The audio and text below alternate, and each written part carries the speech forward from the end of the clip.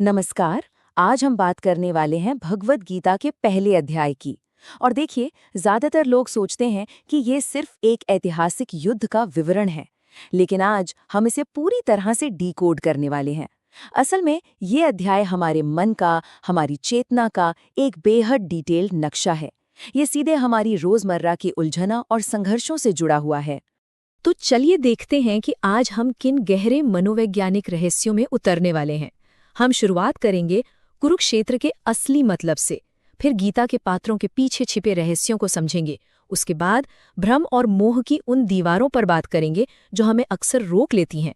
फिर अर्जुन के अंतर्द्वंद को डिकोड करेंगे और आखिर में सबसे जरूरी बात, मोह और कर्तव्य के बीच फंसने पर सही फैसला कैसे लें, इसे समझेंगे। तो चलिए बिना देर किए शुरू करते हैं। सबसे पहले बात करते हैं उस मैदान की जहां ये सब शुरू होता है, कुरुक्षेत्र। लेकिन क्या ये वाकई सिर्फ बाहर लड़ा जाने वाला युद्ध है? बिल्कुल नहीं। हमें सबसे पहले ये समझना होगा कि सबसे बड़ा महासंग्राम किसी बाहरी मैदान में नहीं चल रहा है। ये हर पल हमारे और आपके भीतर, हमारी चेतना में लड़ा जा रहा है। ये हमारे अंदर की पॉजिटिव और नेगेटिव प्रवृत्तियों का रोज का संघर्ष है। इस बात को एक बहुत ही सटीक कोड से समझा जा सकता है। ये शरीर ही वह क्षेत्र है जहां वास्तविक युद्ध होता है। मतलब असली रणभूमि कोई जमीन का टुकड़ा नहीं है दोस्तों। हमारा शरीर, हमारा मन ही वो मैदान है जहां हमारे विचार, हमारी भावनाएं और इच्छाएं हर दिन आपस में टकराती हैं। यहीं से धर्म क्षेत्र और कुरुक्षेत्र का बुनियादी फर्क निकल कर आता है। देखिए, जब हमारा मन ईश्वर, सद्गुणों और सच्चाई की तरफ मुड़ता है तो यही शरीर धर्म क्षेत्र बन जाता है। लेकिन जरा सोचिए, जब यही मन दुनिया भर की इच्छाओं, वासनाओं और विकारों का गुलाम हो जाता है तो ये पलक झपकते ही कुरुक्षेत्र में बदल जाता है। सच तो ये है कि हम सुबह से शाम तक जो छोटे छोटे फैसले लेते हैं ना, वही तय करते हैं कि हमारा मन आज कर्तव्य के उजाले में रहेगा या फिर एक अराजकता के अंधेरे में। अब सवाल ये है कि इस दिमागी रणभूमि में आखिर लड़ कौन रहा है। असल में हमारे मन में दो फोर्सेस हमेशा एक्टिव रहती हैं। एक तरफ है हमारी दैवीय संपदा, जिसे हम पांडवों के रूप में देखते हैं। ये हमारे अंदर की अच्छाई, हमारा कर्तव्य और आध्यात्मिक जागृति का प्रतीक है। और दूसरी तरफ है आसुरी संपदा, यानी कौरव। ये हमारा अहंकार, सांसारिक मोह और हमें भटकाने वाली इंद्रियां हैं। रोजमर्रा की जिंदगी में जब भी हमें कोई फैसला लेना होता है तो इन्हीं दोनों शक्तियों के बीच सीधी टक्कर होती है। अब इन अमूर्त शक्तियों को तो हमने समझ लिया, तो चलिए अब गीता के उन मशहूर पात्रों की तरफ चलते हैं और उनके मनोवैज्ञानिक रहस्यों से पर्दा उठाते हैं। ये समझना बहुत दिलचस्प है कि ये सिर्फ एक कहानी के किरदार नहीं है। अगर आप ध्यान से देखें तो धृतराष्ट्र सिर्फ एक अंधे राजा नहीं है, बल्कि वो अज्ञान के सटीक प्रतीक हैं। मतलब जो इंसान सच जानता है फिर भी उसे देखने से इनकार कर दे। इसी तरह संजय विवेक और संयम को दर्शाते हैं। दुर्योधन को देखिए, वो हर समस्या की जड़ यानी मोह का प्रतीक है। और अर्जुन अनुराग और सच्ची भक्ति को दर्शाते हैं। तो असल में ये कोई बाहर के लोग नहीं हैं, बल्कि ये सारी यूनिवर्सल मानवीय प्रवृत्तियां हमारे ही भीतर मौजूद हैं। अब यहाँ एक नंबर आता है 11। ये सिर्फ एक संख्या नहीं है, बल्कि इसका अर्थ बहुत गहरा है। ग्रंथ में इसे आसुरी प्रवृत्तियों की 11 अक्षौहिणी सेनाओं के रूप में बताया गया है। लेकिन साइकोलॉजिकल तौर पर ये क्या हैं? ये हमारी 10 इंद्रियां और एक चंचल मन है। ये 11 चीजें मिलकर लगातार हमें सच के रास्ते से भटकाने और तरह तरह की इच्छाओं में उलझाए रखने का काम करती हैं। इस भटकाव की वजह से हमारे अंदर कुछ रुकावटें पैदा होती हैं। आइए बात करते हैं भ्रम और मोह की उन दीवारों की जो अक्सर हमारे रास्ते में खड़ी हो जाती हैं। हम सबकी जिंदगी में ऐसा अक्सर होता है ना, कि हमें पता होता है कि क्या सही है, लेकिन फिर भी हम वो कर नहीं पाते। इस रास्ते में सबसे पहली और बड़ी दीवार है भीष्म पितामह। भीष्म यहाँ भ्रम के प्रतीक हैं। भ्रम मतलब हमारे मन की वो उलझी हुई स्टेट जो हमें किसी एक सच पर टिकने ही नहीं देती और हमारी पुरानी नेगेटिव आदतों को बचाकर रखती है। कथा में जो भी भीष्म की इच्छा मृत्यु या अजेयता दिखाई गई है, वो इस बात का सिंबल है कि इंसान के मन के लिए अपनी गहराई तक बैठ चुके भ्रम को तोड़ना कितना कितना ज्यादा मुश्किल होता है। एक और बहुत बड़ी दीवार है द्रोणाचार्य, जो द्वैत को दर्शाते हैं। द्वैत यानी वो झूठा विश्वास कि हम और परमात्मा अलग अलग हैं। अब यहाँ कहानी का वो हिस्सा बहुत दिलचस्प है जहाँ द्रोणाचार्य हार मानते हैं। वो तब हथियार डालते हैं जब उनके बेटे अश्वत्थामा की मृत्यु की खबर आती है। अश्वत्थामा किस चीज का प्रतीक है? वो है अमर मोह, या वो गहरा लगाव जो कभी नहीं जाता। इससे हमें ये समझ आता है कि मन के अंदर का द्वैत तब तक नहीं टूटता जब तक हमारी सबसे गहरी आसक्ति या मोह पर सीधा प्रहार ना किया जाए। और फिर एंट्री होती है शिखंडी की। शिखंडी बाहरी दिखावे, आडंबर और समाज के दिए गए झूठे ईगो को पूरी तरह छोड़ देने का प्रतीक है। बात एकदम साफ है, केवल इस तरह की प्योर अंदरूनी ईमानदारी से ही भीष्म जैसे भ्रम को हराया जा सकता है। तो क्रक्स ये है कि अगर जीवन में एकदम साफ विजन चाहिए, क्लैरिटी चाहिए, तो हमें समाज के दिए गए इन सतही मुखौटों को उतारना ही पड़ेगा। इसका कोई शॉर्टकट नहीं है। और इसी क्लैरिटी की कमी हमें ले जाती है गीता के सबसे महत्वपूर्ण मोड़ की तरफ, अर्जुन का विषाद और उनका भारी मानसिक अंतर्द्वंद। ये वो मोमेंट है जहां दर्शन और सिद्धांत सिर्फ बातें नहीं रह जाते, बल्कि एक गहरे मानसिक संकट का रूप ले लेते हैं। एक महान योद्धा आखिर टूटता कैसे है, इसके स्टेप्स देखिए। सबसे पहले वो युद्ध भूमि में अपने ही रिश्तेदारों को देखता है। फिर क्या होता है? शरीर कांपने लगता है, त्वचा जलने लगती है। उसके बाद वो अपना सबसे ताकतवर गांडीव धनुष हाथ से छोड़ देता है और पूरी तरह हार मानकर बैठ जाता है। ये सिर्फ इतिहास की कोई घटना नहीं है। आज की भाषा में कहें तो ये एक एक्सट्रीम मेंटल ब्रेकडाउन या पैनिक अटैक की बिल्कुल सटीक शारीरिक अभिव्यक्ति है। अर्जुन का ये पूरा का पूरा संघर्ष सिर्फ और सिर्फ एक चीज से ट्रिगर हुआ है, और वो है मोह। अपने परिवार और समाज की पुरानी परंपराओं से उनका इतना गहरा लगाव है कि वो अपने असली धर्मपूर्ण कर्तव्य को देख ही नहीं पा रहे हैं। वो पूरी तरह ब्लाइंड हो चुके हैं। अगर हम इसे आज की अपनी जिंदगी से जोड़ें तो क्या हम भी बिल्कुल वैसा ही महसूस नहीं करते? जब हमें अपनी पुरानी आरामदायक आदतों के खिलाफ जाकर कोई बहुत मुश्किल लेकिन सही फैसला लेना होता है तो हमें भी इसी तरह का लकवा मार जाता है। तो इस मानसिक लकवे से, इस पैरालाइसिस से बाहर कैसे आए? इसका सल्यूशन एक बहुत ही खूबसूरत श्लोक में छिपा है। शिष्यस्तेऽहं शादी मां प्रपन्नम। इसका मतलब है, मैं आपका शिष्य हूं, आपकी शरण में हूं, कृपया मेरा मार्गदर्शन करें। ये क्या है? ये कंफ्यूज्ड मन का अपने भीतर के सबसे ऊंचे विवेक यानी भगवान कृष्ण के सामने पूरी तरह सरेंडर कर देना है, बिना शर्त समर्पण। और जब तक हम अपने अहंकार को छोड़कर ये समर्पण नहीं करते, तब तक हमारे अंदर क्लैरिटी और सही ज्ञान की यात्रा शुरू ही नहीं हो सकती। तो अब हम अपने सबसे जरूरी और आखिरी हिस्से पर आते हैं, मोह और कर्तव्य के बीच फंसने पर सही चुनाव कैसे करें। रोजमर्रा की जिंदगी में, ऑफिस में, घर में, रिश्तों में हम मोह और कर्तव्य के बीच सही फैसला कैसे लें? चलिए इन दोनों के बीच का फर्क समझते हैं। मोह हमें हमेशा अपने कंफर्ट जोन और भ्रम की तरफ खींचता है। ये हमारे ईगो और पुराने रिश्तों से चलता है। इसके बिल्कुल ऑपोजिट है हमारा कर्तव्य। कर्तव्य हमें हमेशा सही एक्शन और सच्चाई की तरफ धकेलता है। ये धर्म और हमारी अंदरूनी आवाज हमारे विवेक से प्रेरित होता है। हमारी जिंदगी का कोई भी अहम फैसला हो, वो इन्हीं दो ताकतों के बीच की खींचतान का नतीजा होता है। सच्चाई और सही फैसले तक पहुंचने के रास्ते में सबसे पहला और सबसे बड़ा बैरियर यही मोह है। इसे पार करना ही होगा। जब तक हम मन से इस आसक्ति को, इस अटैचमेंट को पूरी तरह तोड़ नहीं देते, तब तक सच्चा विवेक या विजडम पैदा हो ही नहीं सकता। गीता के पहले अध्याय का ये सबसे बड़ा टेकअवे है। अगर हम अपने इमोशनल बायसेस और मोह पर कंट्रोल किए बिना कोई भी फैसला लेंगे, तो यकीन मानिए वो फैसला हमेशा गलत और कंफ्यूजन से भरा ही होगा। तो इस पूरी चर्चा को समेटते हुए अंत में एक बहुत ही गहरा सवाल हमारे सामने आता है। जरा सोचिए, दैनिक जीवन के इस कुरुक्षेत्र में जहां आपको हर दिन अनगिनत मुश्किल फैसले लेने होते हैं, आपके मन के रथ को असल में चला कौन रहा है? आपका सारथी कौन है, मोह या आपका विवेक?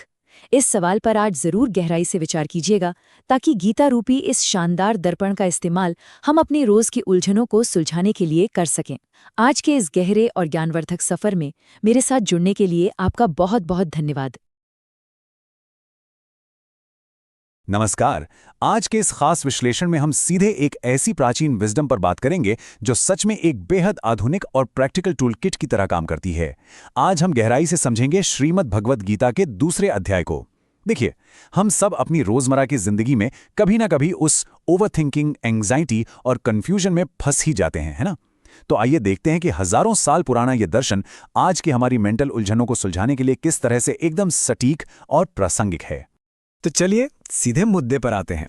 एक बड़ा सवाल जो अक्सर सामने आता है, आखिर फाइनल गोल या लक्ष्य की चिंता हमें एक्शन लेने से क्यों रोकती है? हम सभी ने कोई बड़ा फैसला लेते वक्त वो एक अजीब सा लकवा मार जाने वाला डर महसूस किया ही है। चाहे ऑफिस का कोई क्रिटिकल प्रेजेंटेशन हो जहां दिमाग में बस यही चलता है कि बॉस को पसंद नहीं आया तो क्या होगा, या फिर अपना खुद का कोई नया काम शुरू करने का आइडिया। दिक्कत यहां होती है कि हमारा पूरा फोकस इस बात पर अटक जाता है कि नतीजा क्या निकलेगा, और यही वो पॉइंट है जहां से काम खराब होना शुरू होता है।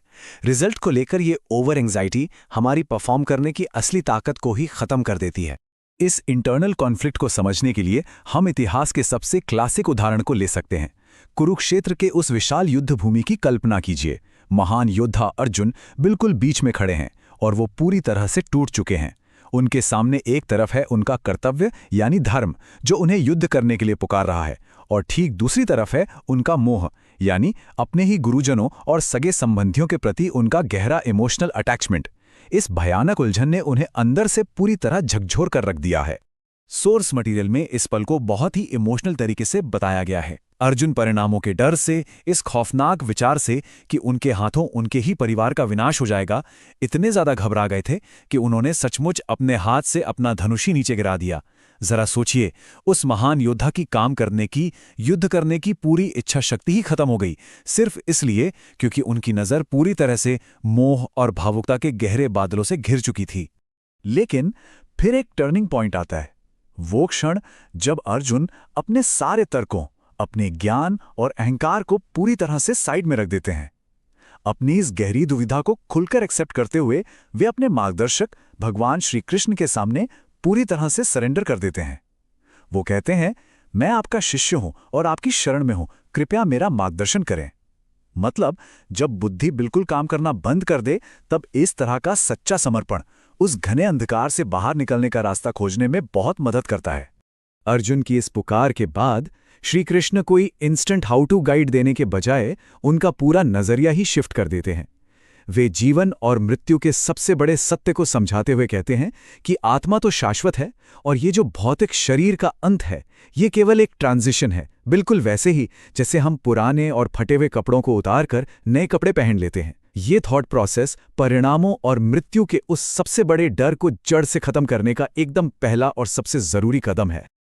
और यहीं से निकलकर आता है हमारे आज के इस पूरे डिस्कशन का मास्टरपीस, एक ऐसा कालजयी श्लोक जो हमारी आज की सक्सेस और फेलियर वाली चिंताओं का सबसे अचूक और पक्का इलाज है। तुम्हारा अधिकार केवल कर्म करने में है, उसके फलों में कभी नहीं। सच कहूं तो ये केवल एक पंक्ति नहीं है, बल्कि जीवन जीने की एक पूरी आर्ट है जिसे हमें अपनी रगों में उतारना होगा। इसी डीप कॉन्सेप्ट को निष्काम कर्म कहते हैं। सीधी सी बात है, अपनी पूरी एनर्जी और फोकस सिर्फ और सिर्फ अपने कर्म पर लगाना, और फाइनल रिजल्ट को लेकर किसी भी तरह की एंग्जाइटी या बहुत ज्यादा उम्मीद को पूरी तरह से ड्रॉप कर देना। जब हम फल की इच्छा को त्याग देते हैं ना, तो वास्तव में हम उस काम को कहीं ज्यादा आजादी और परफेक्शन के साथ कर पाते हैं। यही निष्काम कर्म का एकदम असली मंत्र है। चलिए इसको एक बहुत ही सिंपल और मॉडर्न एग्जाम्पल से समझते हैं। मान लीजिए कोई स्टूडेंट है जिसे अपनी हायर एजुकेशन के लिए घर से बहुत दूर जाना है। अब मन में पेरेंट्स के प्रति मोह, घर के आराम की यादें और उस सेफ जोन को छोड़ने का डर हावी होना बहुत नॉर्मल है। लेकिन उस बड़े कर्तव्य यानी अपनी पढ़ाई पर पूरा फोकस करने के लिए इस इमोशनल अटैचमेंट से ऊपर उठना ही होगा। बिना इस मोह को पीछे छोड़े कोई भी इंसान कभी सही दिशा में उड़ान नहीं भर सकता। तो बॉटम लाइन क्या है? जब हम फेलियर के डर को या सक्सेस की उस अंधी दौड़ को अपने दिमाग से निकाल देते हैं, तो हमारी परफॉर्मेंस कई गुना बेहतर हो जाती है। जब हम बिना चिंता के काम करते हैं, तो हमारा काम सिर्फ एक फ्रस्ट्रेटेड रेस नहीं रह जाता, बल्कि वो एक हायर पर्पस के प्रति एक बहुत ही खूबसूरत समर्पण बन जाता है। सारा खेल फोकस को सही जगह शिफ्ट करने का है। लेकिन क्या हो अगर हम ऐसा ना कर पाएं? यहां एक बहुत ही क्रिटिकल सवाल उठता है। ये हमें उस डार्क साइड की ओर ले जाता है जब हम निष्काम कर्म को फॉलो नहीं करते और हमारी इच्छाएं और एक्सपेक्टेशंस हम पर हावी रहती हैं। आइए देखते हैं कि सोर्स मटेरियल में इस सिचुएशन को लेकर क्या स्पष्ट चेतावनी दी गई है। इसे सोर्स मटेरियल में विनाश की श्रृंखला या चेन ऑफ रूइन कहा गया है, जो एक के बाद एक ट्रिगर होती है। शुरुआत होती है किसी चीज को पाने की बहुत ज्यादा इच्छा से। जब वो जुनून सवार होता है और बीच में कोई रुकावट आती है या हमारी उम्मीद टूटती है, तो वो सीधा भयंकर गुस्से में बदल जाती है। और ये गुस्सा एक धीमे जहर की तरह है जो हमारी सोचने समझने की पूरी कैपेसिटी और हमारी बुद्धि को पूरी तरह से तबाह कर देता है। और जब गुस्से और डिज़ायर्स की वजह से बुद्धि ही नष्ट हो जाए तो सिचुएशन कैसी हो जाती है? यहाँ एक बहुत ही शानदार विजुअल मेटाफर का इस्तेमाल किया गया है। हमारा मन उस छोटी सी नाव की तरह हो जाता है जो तेज तूफानी हवाओं के बीच समंदर में बेकाबू होकर हिचकोले खा रही हो। उस नाव की ना कोई दिशा होती है, ना कोई बैलेंस। वो बस लहरों के थपेड़े सहती रहती है और शांति उससे कोसों दूर चली जाती है। इसके बिल्कुल अपोजिट, जो इंसान अपनी इच्छाओं पर कंट्रोल पा लेता है और निष्काम कर्म करता है, उसे एक बेहद स्टेबल माइंड मिलता है जिसे स्थित प्रज्ञा कहा गया है। इसकी तुलना एक बहुत ही गहरे और शांत महासागर से की गई है। सोचिए, समुंदर में चाहे कितनी भी उफनती हुई नदियां आकर क्यों ना मिले, वो अपनी लिमिट्स क्रॉस नहीं करता। वो बिल्कुल अचल और शांत रहता है। ठीक वैसा ही एक स्थित प्रज्ञा इंसान का मन होता है। तो सवाल है कि ये स्टेबल माइंड अचीव कैसे किया जाए? इसके लिए कुछ बहुत ही क्लियर स्टेप्स हैं। सबसे पहले बाहरी भटकावों से खुद को वैसे ही समेटना सीखना होगा जैसे एक कछुआ अपने अंगों को अंदर खींच लेता है। दूसरा, सफलता और विफलता दोनों को बिल्कुल एक नज़र से देखना होगा। न जीत में बहुत ज़्यादा उड़ना है और ना ही हार में पूरी तरह टूट जाना है।